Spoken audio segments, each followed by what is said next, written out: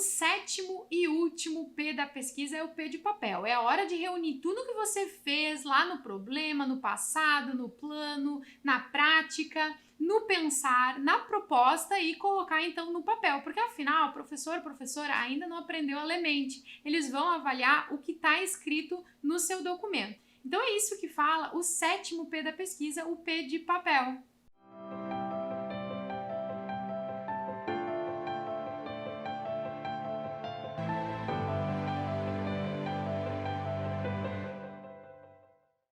Olá, acadêmico! Olá, acadêmica! A gente está fazendo essa série de vídeos aqui no nosso canal no YouTube falando sobre os 7 P's da pesquisa.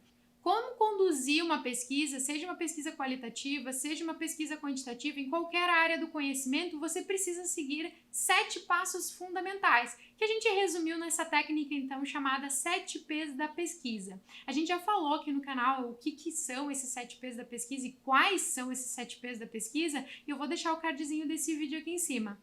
Nesse vídeo, então, o último dessa série especial de vídeos, eu vou falar sobre o sétimo P da pesquisa, o P de papel. Ou seja, aquela hora em que a gente vai realmente colocar a mão na massa para descrever e explicar tudo que foi feito nos 6 P's anteriores na sua pesquisa. Mas antes de eu dar essas 2 dicas sobre como você vai escrever, seja sua dissertação, seja sua tese, seja um artigo científico que você precisa submeter para uma revista científica, se você não é inscrito aqui no nosso canal, já clica aqui embaixo, se inscreve, já marca a sinetinha para receber notificações de quando tem vídeo novo por aqui ou de quando a gente está ao vivo. E aproveita e dá uma olhadinha na descrição desse vídeo. A gente sempre deixa alguns links de materiais que podem te ajudar na tua pesquisa. Eu sei que é normal, quando a gente senta na frente do computador para escrever a pesquisa, é normal se sentir angustiado, se sentir nervoso, se sentir nervosa. Eu vejo muita gente falando sobre isso. Mas aí quando eu vou perguntar para a pessoa como é que está indo a pesquisa, sabe o que normalmente eu percebo? A pessoa não fez a pesquisa. Ah, você já coletou os seus dados? Não, ainda não. Você já analisou os seus dados? Não, ainda não terminei. Você já pensou sobre os seus resultados? Não, ainda não pensei. Poxa, se você não fez isso, se você não passou por essas etapas anteriormente, você não vai ter o que escrever. Por isso que vai ficar angustiado e angustiada. A gente precisa passar por todos esses passos antes para ter firmeza e segurança para poder escrever o nosso trabalho, porque aí vira quase uma consequência, ou seja, para mim está muito claro o que eu fiz, para mim está muito claro as importâncias dos meus resultados ali naquele momento de pensar, para mim está muito claro quais são as contribuições teóricas e práticas da minha pesquisa ali no P de proposta, e aí colocar no papel é só uma consequência e vai se tornar uma prática, uma atividade muito mais tranquila a partir do momento que você souber o que você precisa escrever. Por isso, nesse sétimo P da pesquisa, o P de papel, eu vou dar 2 dicas para você ter um pouco mais de tranquilidade e poder escrever então o seu documento final, seja a sua dissertação, seja a sua tese, ou seja, algum artigo científico que você vai submeter para uma revista, ou até aquele artigo que você está fazendo para a sua disciplina no mestrado ou no doutorado. A primeira dica que eu dou é saiba a estrutura do documento que você precisa escrever. É uma tese? O que o seu programa de pós-graduação exige de um documento de tese? O que o seu programa de pós-graduação exige de um documento de dissertação, caso você esteja fazendo um mestrado? Você vai fazer um artigo científico para submeter para uma revista científica? O que essa revista científica exige? Você tem que olhar isso antes e não depois para tentar encaixar, para já escrever o artigo científico dentro dos moldes dessa revista. Você vai ver que vai ser muito mais tranquilo isso. Se é para uma disciplina do mestrado, doutorado, o que o professor ou a professora espera desse artigo? E aí você vai ver que vai ficar muito mais claro que tipo de documento você precisa formular, que tipo de documento você precisa escrever. Isso também tem a ver com o tipo de público que você vai escrever. Quem são as pessoas que vão ler aquele documento? São professores da sua banca de mestrado, de doutorado? São avaliadores, revisores e revisoras das revistas científicas que você vai submeter aquele artigo ou para algum evento, congresso, enfim? Quem vai ler o seu trabalho? Qual é a preparação daquela pessoa? Por que isso é importante? Por exemplo, se os professores e as professoras da sua banca não estão muito familiarizados com o tópico específico que você estuda, talvez você tenha que explicar um pouco mais alguns passos no seu documento. Se são professores e professoras que totalmente estudam exatamente o que você estuda e entendem tranquilamente os principais conceitos que você está trabalhando, então não precisa chover no molhado, você pode avançar um pouco mais no seu texto sem necessariamente explicar alguns pormenores. Então isso tudo vai modificar a forma como você vai escrever. De novo, não adianta nada você sentar na frente do Word ali e tentar escrever sem ter essas estratégias muito bem estabelecidas. E claro, a partir do momento que você sabe que tipo de documento você vai escrever, também você sabe a necessidade de tamanho de documento, quantas páginas, quantas palavras você vai precisar escrever.